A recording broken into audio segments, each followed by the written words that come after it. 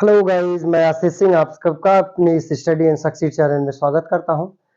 और जैसा कि उम्मीद करता हूं कि आप लोग अच्छे होंगे, मस्त होंगे और अपने अध्ययन में लगातार लगे होंगे। और मेरे इस यूट्यूब चैनल के माध्यम से आप अपने कोर्स को भी लगातार कंटिन्यू पढ़ते होंगे, जिनमें आपको बहुत ही मदद मिल रही होगी। तो चलिए आज का हम अपने इस सेशन को स्टार्ट करते हैं। सेशन को स्टार्ट करने से पहले जो चैनल पे नए हैं वो चैनल को सब्सक्राइब कर लेंगे, शेयर करेंगे, लाइक करेंगे, बेल आइकन जरूर प्रेस करेंगे, जिससे वीडियो का नोटिफिकेशन आपको सबसे पहले मिलता रहे। तो चलिए आज की इस सेशन को स्टार्ट करते हैं, जिसमें हम आपके लिए लेकर आए हैं एक्सरसाइज 3D के अगले लास्ट क्वेश्चंस, जिनको हम आज सॉल्व करवाएंगे। तो चलिए क्वेश्चन नंबर 13 पे आएंगे। क्वेश्चन नंबर 13 क्या है? क्वेश्चन नंबर 13 है कि x upon A plus Y upon B equal में है 2, और दूसरा इक्वेशन है ax माइनस है B Y is equal to A square minus B square. ये इक्वेशन नंबर 2 है। ये इक्वेशन नंबर फर्स्ट है, लेकिन इसको हम अभी और सॉल्व करेंगे। उसके लिए देखो, जिससे कि हम इनके फ्रैक्शन को यानी इनके भिन्न को हल कर सकें। तो अगर b से हम x में गुणा कर लें bx, a से y में गुणा कर लेते हैं ay, और अपॉन में होगा A B is equal to है 2। तो क्रॉस मल्टीप्लाई यानी क्रॉस डिवाइड सॉरी गुणा करेंगे तो B X plus A Y is equal to हो जाएगा 2ab, और ये बन जाएगा इक्वेशन नंबर फर्स्ट। अच्छा, अब हम पहले और दूसरे समीकरण को एक साथ लेकर के सॉल्व करेंगे। तो दूसरा समीकरण हम यहीं पे नोट कर लेते हैं, minus B Y is equal to है A square minus B square. अब देखो, दोनों समीकरणों को हम विलोपन विधि के द्वारा हल करेंगे। तो विलोपन में हमको किसी एक के गुणांक बराबर करने होते हैं। अब वो हम चाहे x का बराबर करें चाहे y का बराबर करें। अगर हम यहाँ पे y के गुणांक को बराबर करते हैं तो यहाँ पे y का गुणांक b है और इधर y का गुणांक a है। तो गुणा करेंगे, देखो b से हम समीकरण 1 में गुणा कर देंगे और इस a से समीकरण 2 में गुणा करेंगे। तो गुणा करेंगे जब, तो हमको क्या मिलेगा कि b और b का गुणा हो जाएगा b स्क्वायर x। b से जब ab में गुणा करेंगे तो ये होगा aby, और b से जब 2ab में गुणा करेंगे तो 2ab स्क्वायर हो जाएगा, और a से जब a में गुणा करेंगे तो a स्क्वायर x, और a से जब b में गुणा करेंगे तो aby, और a से इधर देखो गुणा करेंगे तो a क्यूब, और माइनस a से जब b स्क्वायर में गुणा करेंगे तो आ जाएगा ab स्क्वायर। अब देखो गुणांक बराबर, चिन्ह एक प्लस एक माइनस, यानी हमको क्या करना है कि दोनों समीकरणों को जोड़ना है। अगर चिन्ह असमान है तो हम जोड़ते हैं, और अगर समान रहता है तो घटाते हैं। तो जहां पे हमको मिला क्या कि ये असमान है, तो जैसे ही जोड़ेंगे तो y वाले पद तो कैंसिल हो जाएंगे। इन दोनों को जब हम जोड़ेंगे तो इनमें देखो हमको x कॉमन मिल रहा है, तो x कॉमन कर लेंगे तो क्या बचेगा, B square plus A square बचेगा।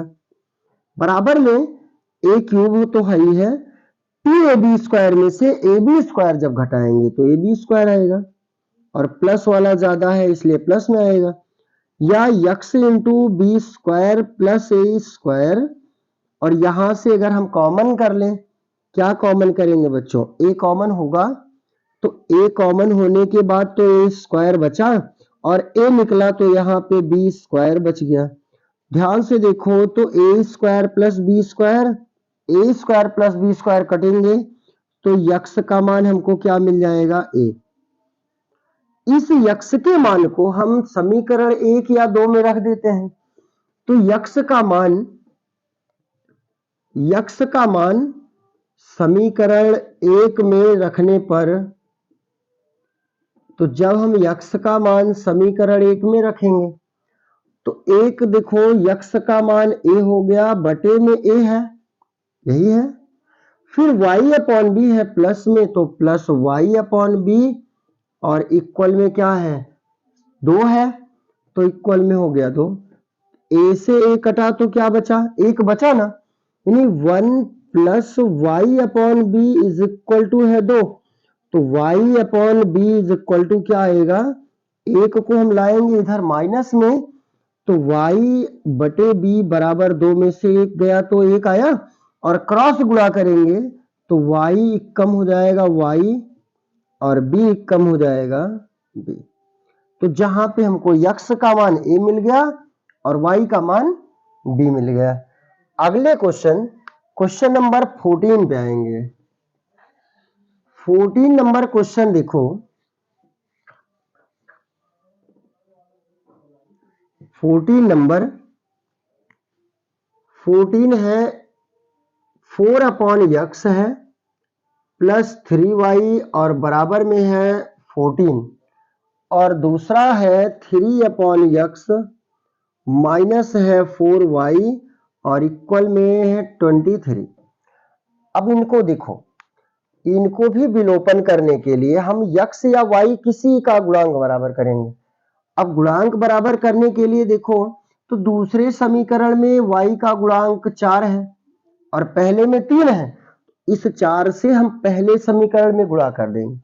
जब पहले समीकरण में 4 से गुणा करेंगे और पहले समीकरण में देखो y का गुणांक 3 है, उससे हम दूसरे समीकरण में गुणा कर देंगे, यानी 3 से गुणा कर देंगे। तो जब 4 से इधर गुणा करेंगे तो 4 चौक 16 बटा x हो जाएगा, और 4 से जब 3 में गुणा करेंगे तो 4 तिया 12 y हो जाएगा, और 4 से जब 14 में गुणा करेंगे तो क्या आएगा, 56 आएगा। यहां पे देखें तो y का गुणांक क्या है, 3 है। 3 से अगर हम इसे गुणा करेंगे तो ये 9 बटे x होगा, और माइनस 3 से 4 में गुणा कर देंगे तो 3 चौक 12 y, और बराबर 3 से 23 में गुणा करें तो 23 तिया 69। अब देखो गुणांक भी बराबर और चिन्ह असमान है, तो दोनों को हम जोड़ देंगे, और जब जोड़ेंगे तो y वाले पद क्या होंगे, कैंसिल। इधर जोड़ेंगे 16 और 9 हो जाएगा 25 बटे x, और बराबर में इनको जब जोड़ेंगे तो 9 6 15 और 6 5 11 और 1 क्या आ जाएगा, 12, 125।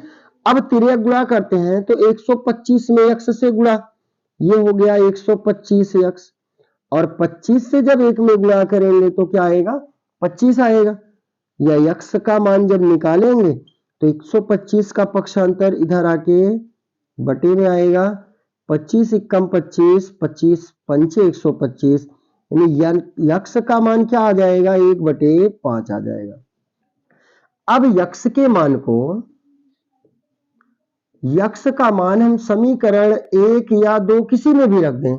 1 में रखने पर, तो जब x का मान हम समीकरण 1 में रखेंगे, देखो तो ये 4 बटे x है, और x का मान कितना आया है, 1/5 आया है, तो 4 बटे 1/5 होगा, और प्लस हो जाएगा 3y बराबर में 14। तो ये तो 5 जाएगा ऊपर ना, ऊपर ही तो जाएगा, क्योंकि देखो 4 बटे का मतलब ये भिन्न में भाग होगा नहीं, और जब भाग नहीं होगा तो हम इसको गुणा बनाते हैं और इसके भिन्न को पलट देते हैं, तो गुणा करेंगे तो 4 पंचे 20 आ जाएगा। तो ये 5 जाएगा ऊपर, तो बनेगा 4 पंचे 20, और धन 3y बराबर में क्या आ जाएगा, 14। तो 20 का अगर हम पक्षांतर करेंगे तो 14 माइनस क्या आएगा, 20। तो 3y और बराबर 20 में से 14 घटाएंगे तो क्या आएगा, माइनस में 6 आएगा, और y बराबर जब निकालेंगे तो बटे में 3। अब देखो 3 एकम 3, 3 दूना 6, यानी y का मान क्या आ जाएगा, माइनस में 2, यानी x का मान 1/5 हो गया और y का मान माइनस में 2 हो गया। अगला क्वेश्चन नंबर 15, एक लास्ट क्वेश्चन जो सिंपल से इक्वेशन आपको दिए गए, समीकरण दिए हैं, आप ऐसे ही x या y किसी के गुणांक को बराबर करके हल करेंगे और x y का मान आप निकाल देंगे। और यही आज आपका एक्सरसाइज 3D इसी के साथ समाप्ति भी होता है। अगले सेशन में हम आपको अगली एक्सरसाइज 3E पे लेके आएंगे, जिसमें आपको लिखित क्वेश्चन मिलेंगे, जिनमें थोड़े से आपको डिफिकल्ट भी मिलेंगे और अच्छे क्वेश्चन भी मिलेंगे, जो आपके बोर्ड के लिए भी अंत में इंपॉर्टेंट बहुत रहेंगे। तो चलिए आज के इस सेशन को यहीं पे स्टॉप करते हैं। अगले सेशन को हम अगले दिन नेक्स्ट फिर से स्टार्ट करेंगे। धन्यवाद।